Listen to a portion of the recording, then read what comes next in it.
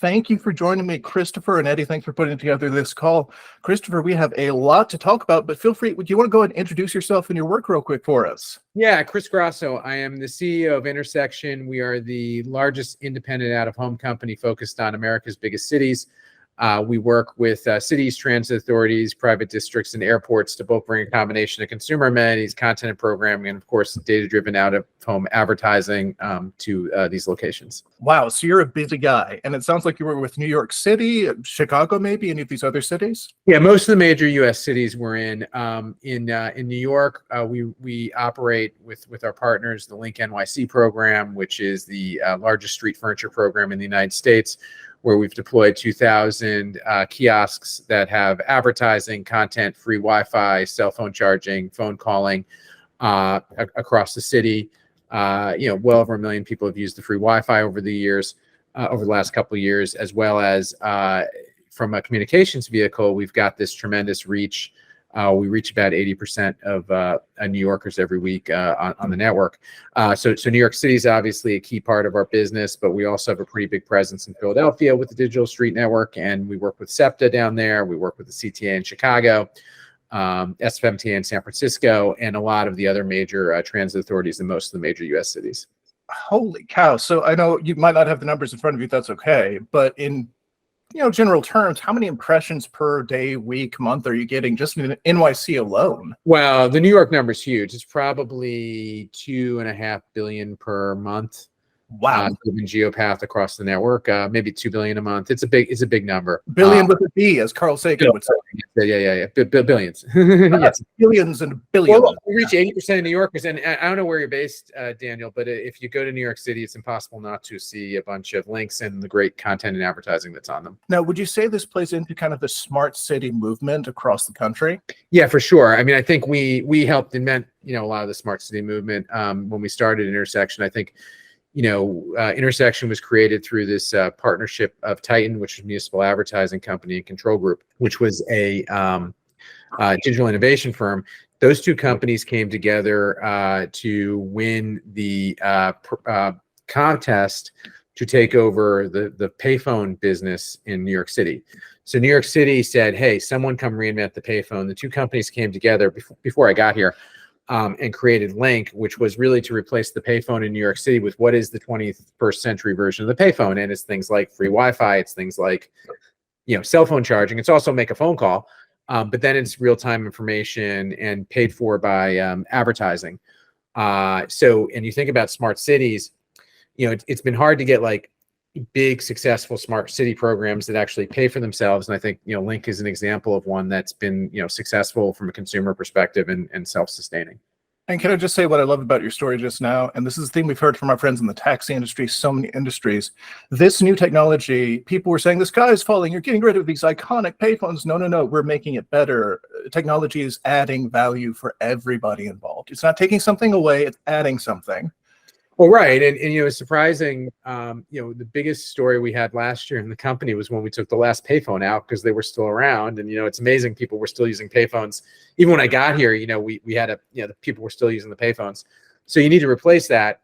I have a 13-year-old and an 18-year-old, and, sometimes, they don't have their cell phone and cell phone's out of charge, and they'll make a phone call from the Link because they need to call someone. So, it's there for that purpose, and people do need to make phone calls, and we get, still hundreds of thousands of phone calls on the links as well. So it's the classic service because cell phone may not be charged. You might be on an international plan. So there's a lot of reasons. You might be charging your phone and making a call while you're charging your phone. So people still use the phone calling as well. So you've established that this system is a daily commonplace now, I think, in the city for 80% of people or more. Tell us about this. I got this press release. It was so close. Forget about it, right? New York City is rebranding. Can you tell us about this new campaign and how you got involved? Sure. So, we work very closely with the Partnership for New York City, which is a great organization of all the companies in New York, all of which want to make, New York a better place for everybody. And Kathy Wild runs that group, and she's a tremendous, civic leader and a great friend to many of us in the city. So, she with the governor and the mayor wanted to put together a program to really, reactivate New York City coming out of the pandemic and showcase all the city's strengths, and mobilize New Yorkers really to help themselves. And and it's very difficult for me to say this because we have presence in every city, but I do believe New York is the greatest city in the world, and my colleagues in other cities get mad at me, and even my partners in other cities may get mad at me, and we do sell ads in other cities, but New York is a very special place, particularly for those of us who live here, have gotten through the pandemic and raised our families here and have our friends here, and we all deeply care about the city. And one of the great things I think about New York is you do have these people at all levels of government, at all levels of the public sector, the private sector, at all levels of income, race, gender, who really just love New York. And I think this was a way for us, with the partnership, to kind of rally to realize that this is a great city, and the New Yorkers will make New York better, because that's what we always have. And the world is littered with people who bet against New York, and you never bet against New York City, because New York City always comes back. And look, New York is really a city of neighborhoods, and I'm a New York City public school parent, and it's great. Like, we go to the neighborhood public school, you go to the neighborhood bodega, you go to the neighborhood restaurant. You see, your kids see their friends at the neighborhood playground. So I think while you have this massive city, you make a lot of your own New York City in these little, in these little neighborhoods. So I live on the Upper West Side. People live in Brooklyn or Queens or the Bronx, and you have these communities within the city. But then we're pulled together in common things sometimes. Like, we all like the Yankees. Everyone was excited for Aaron Judge. We all don't like the Red Sox. Again, I'll get in trouble with my colleagues in Boston. We don't like the Eagles. That's part of being in the city. We've chatted with folks about the digital out-of-home industry and the sort of screen fatigue, oversaturation. We've talked to, in LA, we talked to Kevin Bartanian. He's done neuroscience studies of how the brain starts shutting down observation centers when there's too much coming at you. How do you operate in this context and still craft meaningful content that reaches people? It's a great question. I think you got to put everything in context. And you think about screen fatigue right now. People have spent so much time in front of their computers, so much time on Zoom. There's a lot of data that says people want to be out and about in cities. So I think whatever that screen fatigue is in cities pales in comparison to screen fatigue everywhere else, right? And then you want to think about doing things on the screens that create real value for people. It can't just all be bombarding people with advertising. And that's something we pride ourselves on. Link is doing lots of content. We've got great content programs. It could be art. It could be what time my train is coming. It could be Link facts, like common facts. One of my favorite programs we do is we do content of what this neighborhood in New York looked like before 100 years ago, right? And you have the pictures there. So people, will engage and look with the content, and then you put the advertising on as well, because we do got to pay the freight, but you want to bring some balance. And in many cases, even the advertising can bring value. It could be sponsored sports scores. At one point, we did a sponsored crypto ticker. Could be directions to a nearby store, or something that's on sale. So even the advertising can bring value to the consumer, as well as they walk down the street. So I think it's about creating great content on your screen, so it actually is something people want to look at or need to look at, like what time my train is coming, even the weather. Or it's sometimes the advertising itself can be either really highly entertaining or useful for people. Going to ask you, how would you evangelize for this smart city? How does it help citizens? How do people react to this transition? Do you think more cities across America should embrace this? Yeah, look, I think a lot of our business is really predicated on bringing value to the digital screens and bringing consumer amenities. So it could be wayfinding. If you go to Hudson Yards in New York, we've got the whole wayfinding system. Where's my, you can go in, click where my restaurant is on the kiosk, but you also see advertising. In the transit authorities, what we've done with many of our transit partners is we have dual purpose screens in the transit authority. So screen is advertising, but also has real-time information, what time my train is coming. If there are changes in train service, people can look at those and see that. So the transit authority gets a lot of value from us, because both they get revenue and it's an important revenue source, but also it's an amenity to help ridership and help customer engagement, because it tells people when their train is coming. It tells people if there's been a change in service. It might have an important piece of information about an upcoming change in service on the system. So we try to bring value to the consumer while also selling the advertising. And I do think that combination is really important.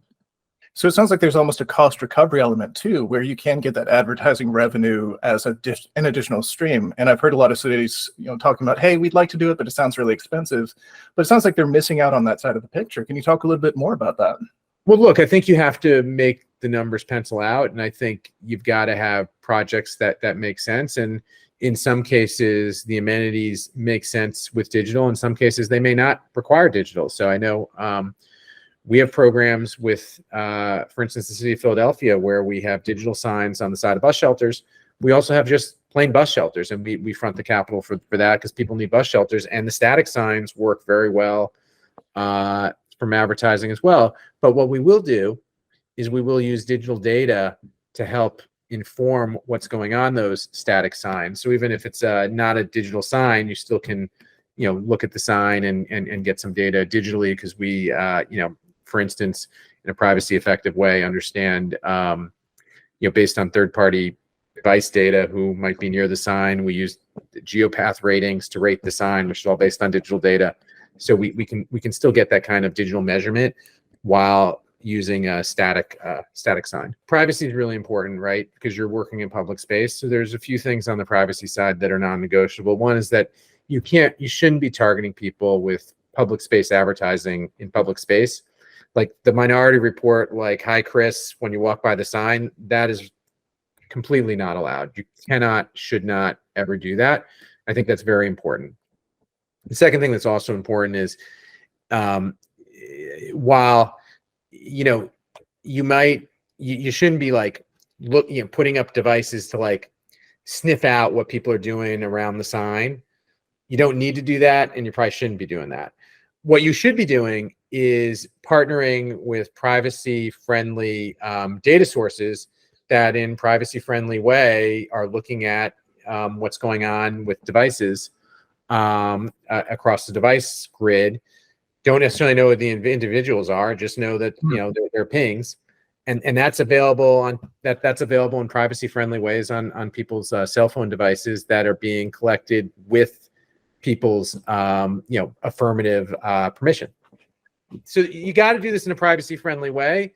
Otherwise, people don't want to give up their personal data, which is understandable, and you need to make sure that the industry's got a balance. The industry shouldn't be tracking individuals. It should be looking at aggregated data in a privacy-friendly way. I couldn't have put that better. And one of the other trends we've been following is kind of the rise of, I guess, diversity, equity, inclusion, alongside accessibility. And then, of course, a lot of consumers and businesses are talking about sustainability, environment, governance. Are these factors as you develop your nationwide network in these smart cities? Yeah, for sure. It's actually core to the strategy, I think, in a couple different ways. One is, I think our partners want equity in how the cities are covered with projects. So typically, if you want to say do a bus shelter program, the city's going to want bus shelters everywhere, and you need to be able to deliver bus shelters everywhere. And a lot of where our focus is hey, where are the most people? Doesn't matter what kind of people, we just want to get to the most people. So greatest good for greatest number, but you want to do that in an equitable way. So the equity is really, really critical to the partner, and we're very cognizant of that. The other thing we're cognizant of too is, we need to have a team that looks like the cities that we serve. So we're very focused on internally building a diverse team. I feel pretty strongly that a diverse team gets you better outcomes, both that it has better ways to work with the community, but also it's important to have different points of view and different ways of thinking on the team itself to get to the best outcome. And there's a lot of data that says diversity is actually really good for your business. And finally, our employees are demanding it as well. So you've got to, both from a partner perspective, partners want focus on diversity, both in what you're doing and how you're running your company. Your employees want that. But the good thing is it usually actually is net positive for the business as well. I love that. The old saying, do good to do well. I want to kind of bring us home with one of my favorite questions, and this is always optional. What's your favorite, most creative, outstanding thing you've seen in terms of creative on your network? And also, what's one of the biggest mistakes you keep seeing folks, not just you, anybody in the industry, that they keep making that you're like, gosh darn it, I wish they just fix this? Great questions. I think on creative, the thing I always think is the best thing we do is the link takeover. where an advertiser can take over a chunk of the Link network or the entire Link network for a key period of time, could be 2 hours before a movie launch. And it's really pretty powerful because you take over the entire city with creative. Some of the movie studios have done this in the past for launches, and you can see all the different, and it's great. They've got a lot of creative, so they're flipping different kinds of creative, and it may be all the creative around a movie taking over New York City for 2 or 3 hours. You get a massive reach, you get real impact. I still think that's pretty exciting and powerful and very unique to Link.